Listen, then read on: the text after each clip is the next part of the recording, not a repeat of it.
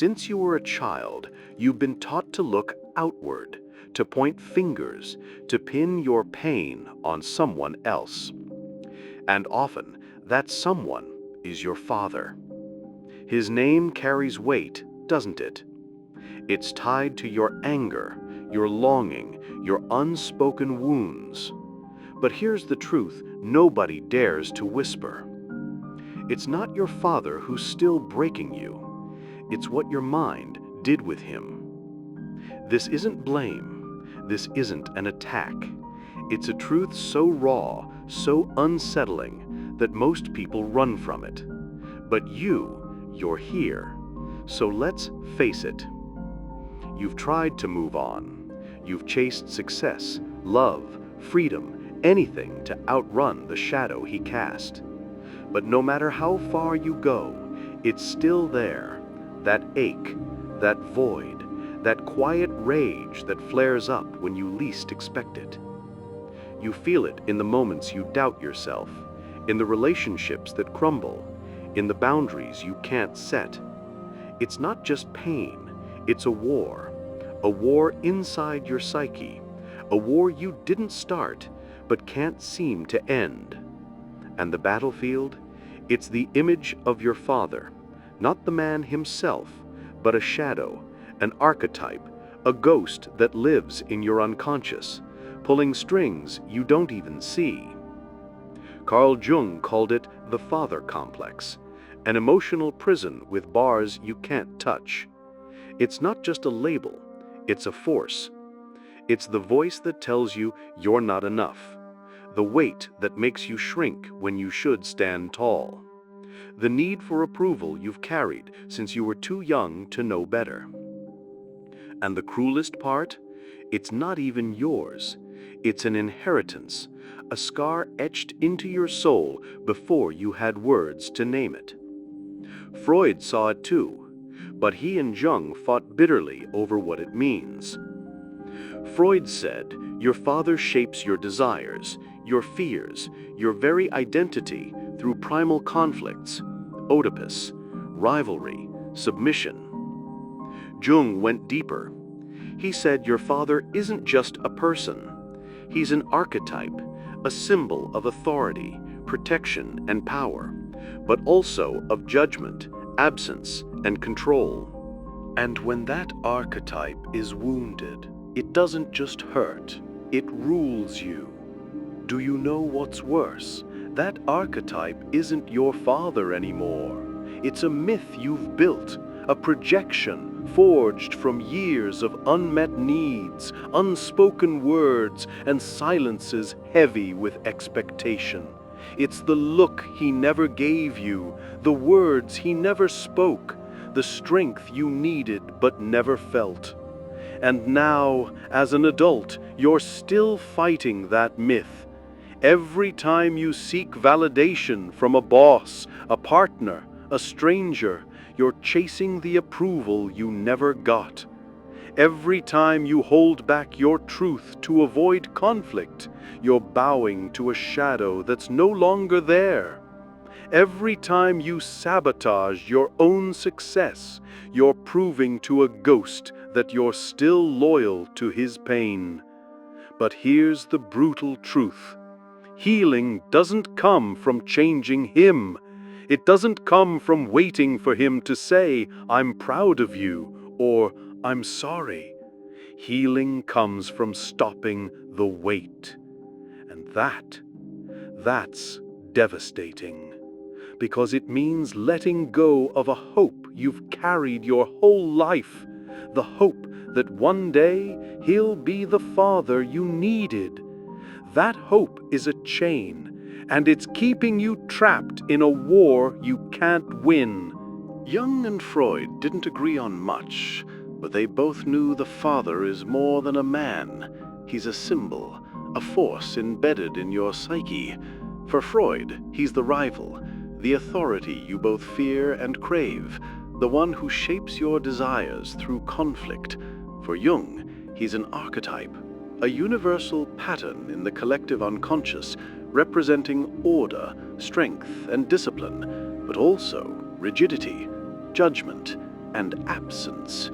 When that archetype is healthy, it gives you structure, confidence, a sense of place.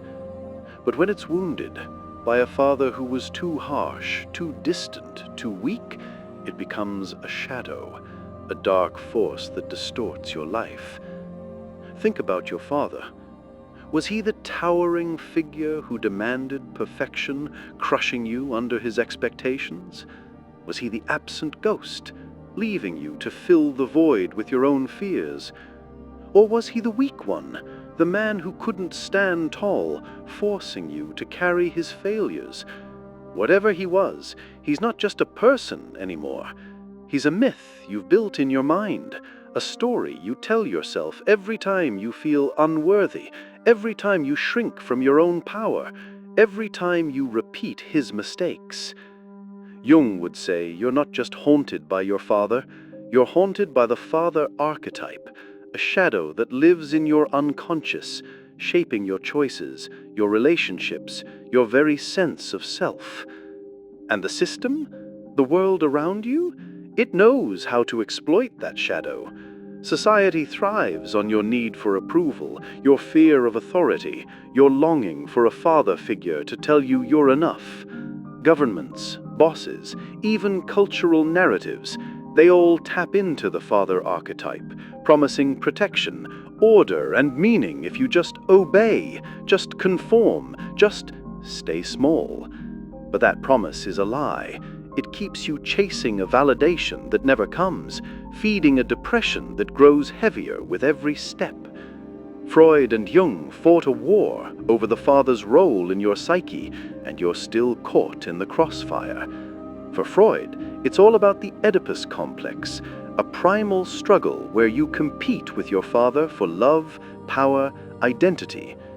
He said your depression, your anxiety, your self-doubt all stem from unresolved conflicts with that first authority figure.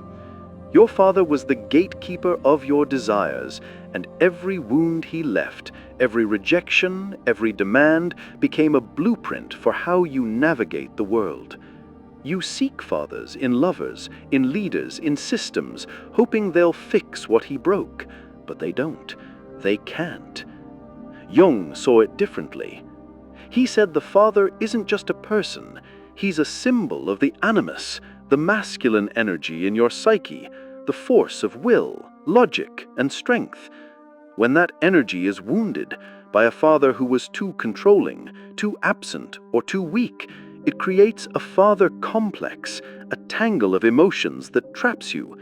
You don't just carry his voice, you carry his shadow. It's the part of you that demands perfection because he did, or seeks chaos because he wasn't there to provide order, or fears success because he never achieved it. Jung's insight is brutal.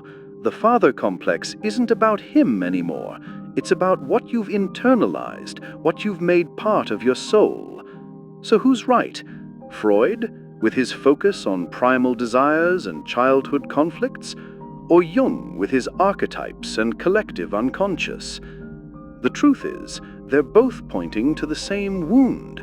Your father broke you, not because of who he was, but because of what he represented. He was your first encounter with authority, with power, with the world's expectations. And when that encounter left you wounded, whether through criticism, absence, or weakness, it created a pattern you're still repeating. Here's where it gets darker, more treacherous, more hidden. There's a loyalty you didn't choose, a silent pact you made before you could even speak. It's an unconscious vow that says, I won't surpass you, Dad. I won't be stronger, freer, or happier than you were. It's not logical, it's emotional, etched into your psyche by years of watching him, learning from him, carrying his pain. You saw his struggles, his failures, his unspoken fears, and without realizing it, you swore to stay loyal to them. Every time you're about to break through, to achieve something he never could, you pull back. You sabotage yourself. You choose chaos, failure or suffering because a part of you believes that succeeding would betray him. This is the heart of the father complex, an invisible loyalty that chains you to his story. If he was distant, you choose partners who abandon you because that's what feels familiar. If he was harsh, you demand perfection from yourself because that's what you think love looks like. If he was weak, you hide your own strength because shining too brightly feels like disloyalty. You're not just living your life, you're living his, repeating his fears, his limits, his pain. And the most terrifying part? This prison feels like love. You're not hating him, you're honoring him, carrying his wounds as if they're your own. But here's the brutal truth. Your suffering doesn't fix him. Your stagnation doesn't save him. Your loyalty to his pain doesn't make him proud. It only keeps you trapped, repeating a story you didn't write. Jung would say you're not just fighting your father, you're fighting the archetype he left behind, the shadow that's become your own. And Freud? He'd say you're stuck in a primal conflict, seeking a resolution that will never come from the man who started it. Society sells you a myth. The father is the rock, the protector, the guide. He's supposed to be strong, wise, unwavering. But your father wasn't that.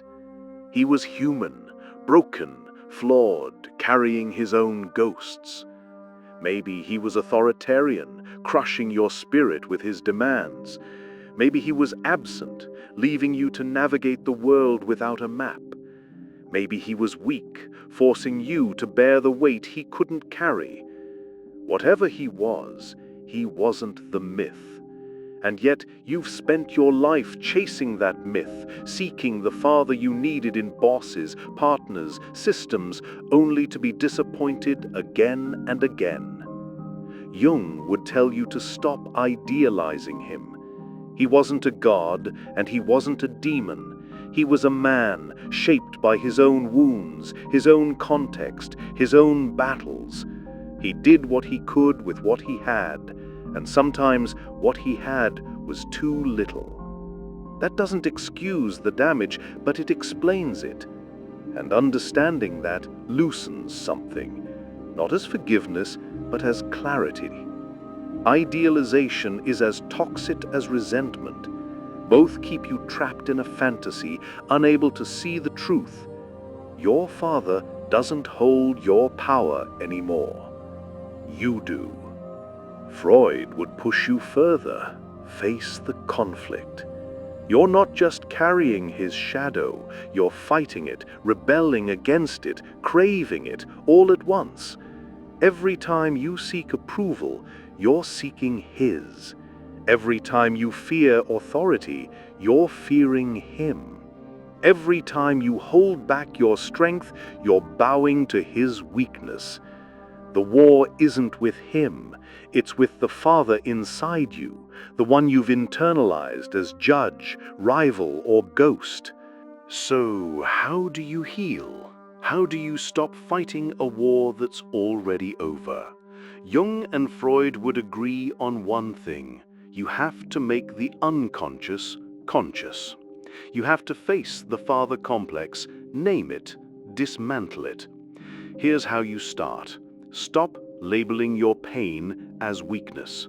Your depression, your anger, your self-doubt, they're not flaws, they're signals, pointing to the wounds you've buried, the archetype you've let rule you.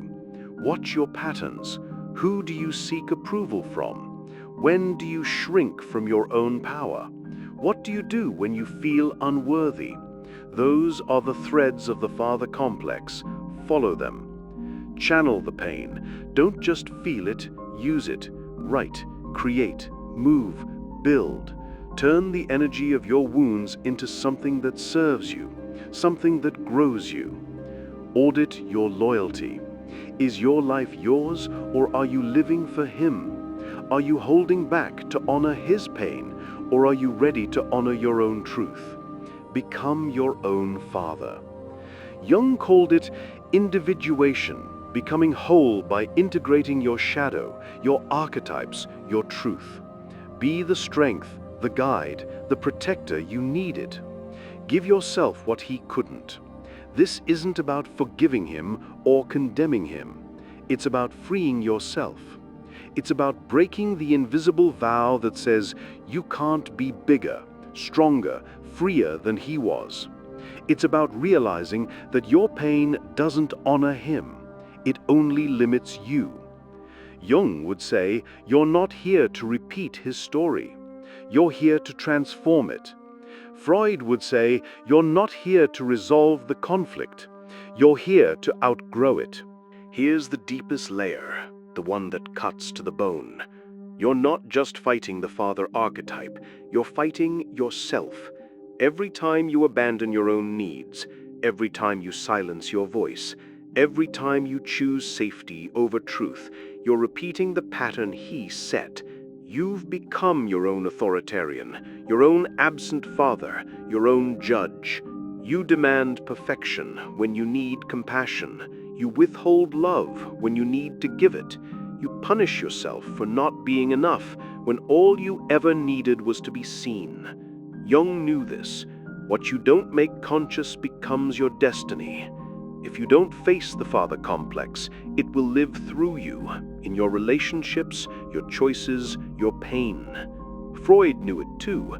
The unresolved conflict will keep you trapped, seeking fathers in all the wrong places, chasing a resolution that no one else can give you. So here's the final question. How much longer will you let this shadow rule you? How much longer will you fight a war that's already over? Your father broke you, yes, but you're the one keeping the pieces apart. You're the one choosing to carry his pain, his limits, his story, and you're the only one who can choose to let it go. This is the war Jung and Freud fought, and it's the war you're fighting now, not against your father, but against the archetype he left behind. The only way to win is to stop fighting and start building a self that's stronger than his shadow, freer than his fears, truer than his story. It starts with a single act. Choose yourself. Choose the compassion he didn't give you. Choose the strength he didn't show you. Choose the life he couldn't live. And when you do, something shifts. It's not applause, not a fairy tale ending, but a silence, a clean, powerful silence. The silence of a war ending, of a cycle breaking, of a new self being born. You don't need a father anymore. You need a you who's not afraid to face the wounds, to name the shadows, to claim your power. So let me ask you one last time. Are you ready to break the pattern? Are you ready to stop being loyal to a ghost, to stop fighting a myth, to start living as the author of your own story? Because if you are, the war is over, and the only thing left is to rise. Write it down in the comments. I am the end of the pattern. Because if you've made it this far, you're not the same. You've seen what others refuse to see. You've felt what others fear to feel. Subscribe, not for me, but for you, because this isn't about entertainment, it's about awakening. Turn on that bell, because what's coming will hurt, but it will free you. Do something that scares you today. Speak your truth. Set a boundary. Look at yourself without judgment for 10 seconds. 10. That's enough to start. Because when you change how you treat yourself, the world changes how it responds to you. And that, my friend, is a revolution. Until next time, go rebuild yourself. The battlefield is waiting, but so is your victory.